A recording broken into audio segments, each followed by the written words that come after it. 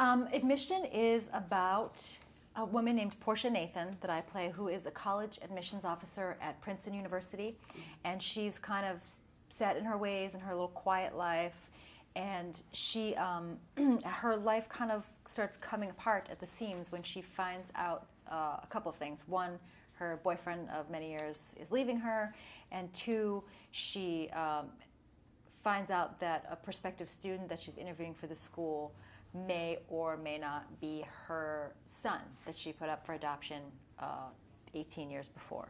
And so she, the story of the movie is kind of her coming to terms with the fact that she had a son at one point, and what lengths is she willing to go to help this kid get into Princeton. You're very selective when it comes to choosing roles. What specifically appealed to you about Portia? I thought the character of Portia was interesting because I hadn't seen a movie about this world of college admissions before, and it is a world that's just full of so much anxiety and therefore humor for people on all sides of it. I also liked that she's an adult, and she is intelligent, and at the same time she still has this kind of huge, explosive, emotional thing happen in her life. I also thought it was an interesting story that you see a lot of characters who are chasing motherhood and in pursuit of motherhood, and this was a character who decidedly did not want to be a mother, but because of some given circumstances has to cope with the idea that maybe she is.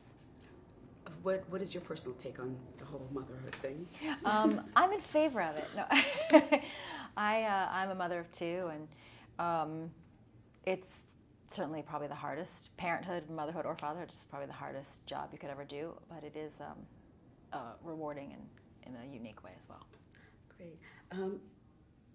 Did this film conjure up any of your own personal admission, the admission process days, or any unpleasant memories? It did remind me that I had forgotten that I had actually applied to Princeton and was rejected, but I felt okay about that. I didn't get mad when I was shooting on the Princeton campus. It was fine. God. You and Paul, you're both very witty performers. Did Paul Weitz, did he have to direct you guys on screen in terms of chemistry, or did that just come naturally for you?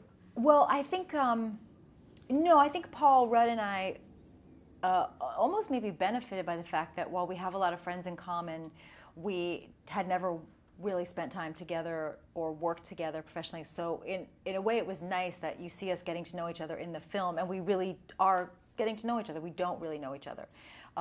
We didn't know each other well at that time.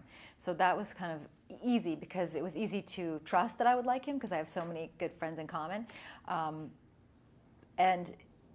But Paul Weitz definitely directed us in every other aspect.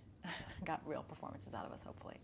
So was it very natural for you guys, though, on screen? I mean, Paul Rudd, very easy to be around, yeah. Wonderful. Working with Lily Tomlin, she's such an iconic figure. Tell me what that was like. It was, just a dream come true for me because I've been a fan of Lily's for a long time, and to be able to be in a scene with her, even in particular to be in a dramatic scene with her.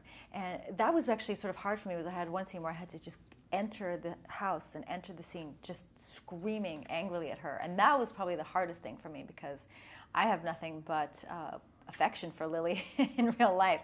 But she just gives you so much. She's just so present and listening in a way that some actors are kind of just do the thing that they planned for the camera, and she's just really in the moment with the other actors in a way that's really splendid.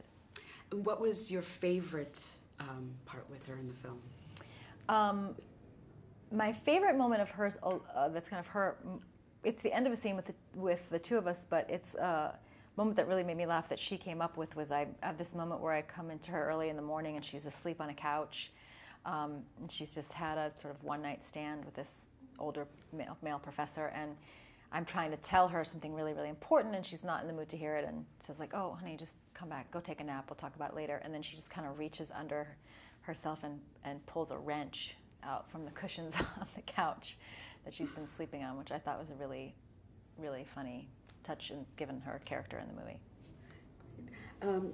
What would you want audiences to take away from this film?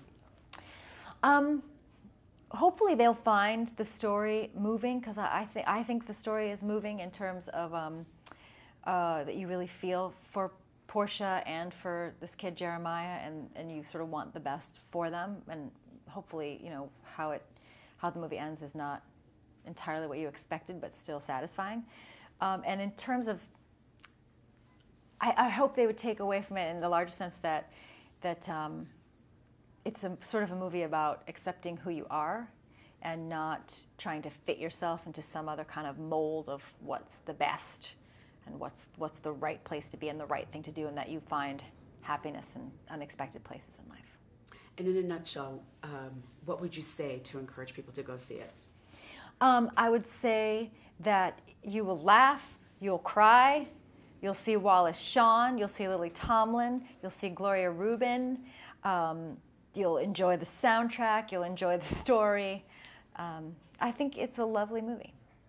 Wonderful.